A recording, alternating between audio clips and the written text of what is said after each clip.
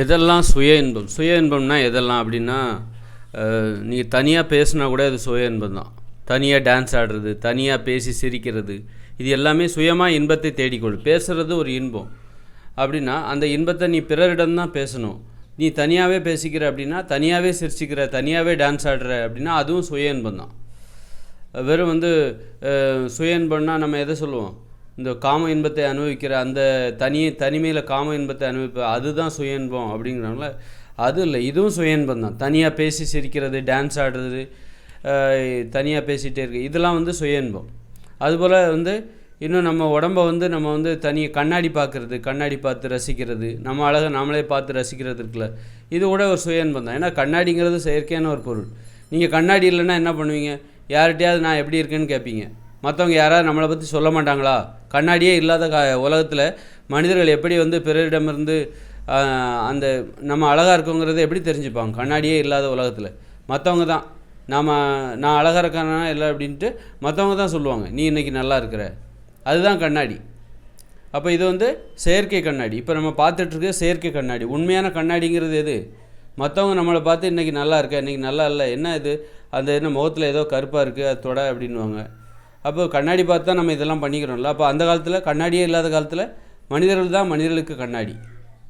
அப்புறம் நம்ம கண்ணாடியை பார்த்து நம்ம சிரிக்கிறது அல்லது பேசுகிறது, நம்மளே பார்த்து ரசிச்சுக்கிறது, இது எல்லாமே சுய இன்பத்தில் தான் வரும். ஆனால் ரொம்ப கண்ணாடி பார்க்கக்கூடாது, ரொம்ப அதிகமாக கண்ணாடியெல்லாம் பார்க்கக்கூடாது. அது மாதிரி தனியாக பேசக்கூடாது, தனியாக சிரிக்கக்கூடாது, தனிமையில் அமைதியாக இருக்கணும். தனிமையில் நம்ம அமைதியாக இருக்கணும். இப்போ இதெல்லாம் சுய இன்ப வகையில் சேருது. பிறரை துன்புறுத்தி இன்பம் காணுவது, இது எல்லாமே சுய இன்பம் தான்.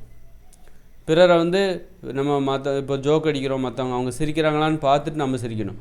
அவங்க அழுகிறாங்க, நம்ம அடிக்கிற ஜோக்கில் அது அவங்க மனசு புண்படுது, அவங்க வருத்தப்படுறாங்க, ஆனால் நம்ம சிரிக்கிறோன்னு வச்சுக்கோங்க, அதுவும் சுய இன்பம் தான். சுயமாக இவர் இன்பத்தை தேடிக்கிறாரு அப்படின்னு அர்த்தம். அந்த மாதிரி பிறர் மனம் புண்படுற மாதிரி பேசி இவர் சந்தோஷப்படுறாரு. அதுபோல் பிறரை அடிமைப்படுத்தி இவர் ஆடம்பரமாக வாழ்கிறாரு. அப்போ ஆடம்பரமும் சுய இன்பம் தான். நீங்கள் ஆடம்பரமாக வாழணுன்னா பிறரை அடிமைப்படுத்தி தான் ஆகணும். அப்போ தான் நீங்கள் மகிழ்ச்சியாக நீங்கள் ஆடம்பரமாக வாழ முடியும். அப்படின்னா அதுவும் சுய இன்பம் தான். சுயமாக இவர் இன்பத்தை தேடிக்கிறார். மற்றவங்க சந்தோஷப்படுத்தாமல் மற்றவங்கள கஷ்டப்படுத்திக்கிட்டு இவர் மட்டும் சந்தோஷப்படுறாரு. தனிமையில் சந்தோஷப்படுறது, மற்றவங்கள கஷ்டப்படுத்திட்டு இவர் சந்தோஷப்படுறாரு.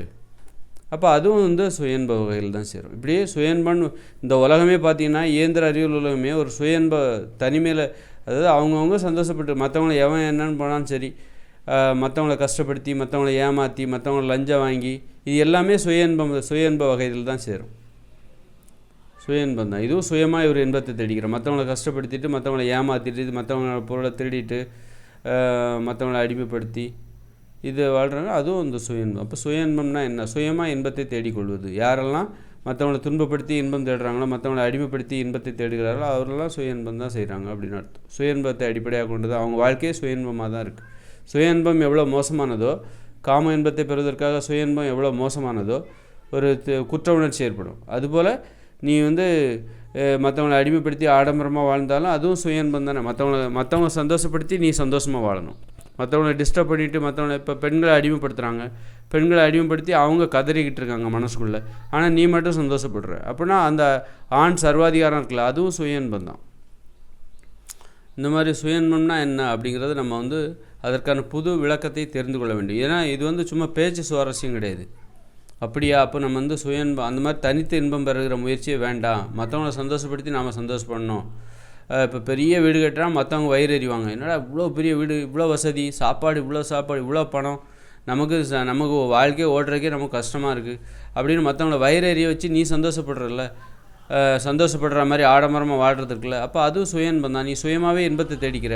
பக்கத்தில் உள்ளவங்களாம் கஷ்டப்படுறாங்க உன்னைய பார்த்து, அதில் கஷ்டப்படுற நிலைமையில் இருக்காங்க, ஆனால் நீ மட்டும் சந்தோஷப்படுற.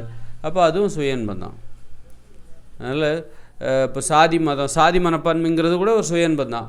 ஏன்னா உன்னை விட கீழான சாதியை பார்த்து நீ சந்தோஷப்பட்டுக்கிற, நான் உயர்ந்த சாதின்னு சந்தோஷப்பட்டுக்கிற. இப்போ மற்றவங்க கஷ்டப்படுத்தி நீ சந்தோஷப்படுற அப்படின்னா அதுவும் சுய இன்பம் தான். சாதி மனப்பான்மை எல்லாமே இந்த வன்முறைங்கிறதே பார்த்திங்கன்னா அடிமைத்தனம் எல்லாமே சுய இன்பமாக தான் இருக்குது.